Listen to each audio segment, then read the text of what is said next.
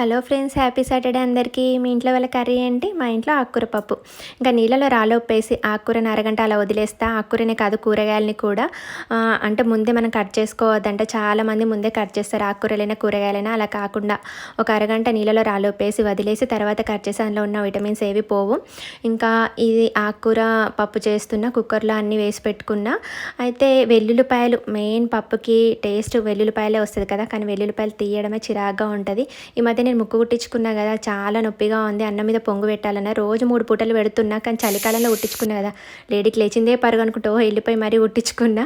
అది తొందరగా తగ్గట్లేదు. సమ్మర్ అయితే తొందరగా తగ్గుతుండేనంట.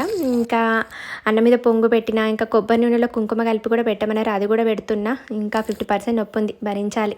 ఇంకా పప్పు అయిపోయింది. ఒక్కొక్కసారి పప్పు చాలా టేస్ట్ వస్తుంది, ఒక్కొక్కసారి అస్సలు టేస్ట్ బాగుండదు. అంటే మనమే చేస్తాము, సేమ్ ఏ విధంగా చేస్తామో అదే విధంగా చేసినా ఒక్కొక్కసారి చాలా బాగా టేస్ట్ వస్తుంది, ఒక్కొక్కసారి అస్సలు బాగుంది. ఈసారి మాత్రం టేస్ట్ చాలా బాగా వచ్చింది. ఓకే ఫ్రెండ్స్, నచ్చితే లైక్ చేయండి, కామెంట్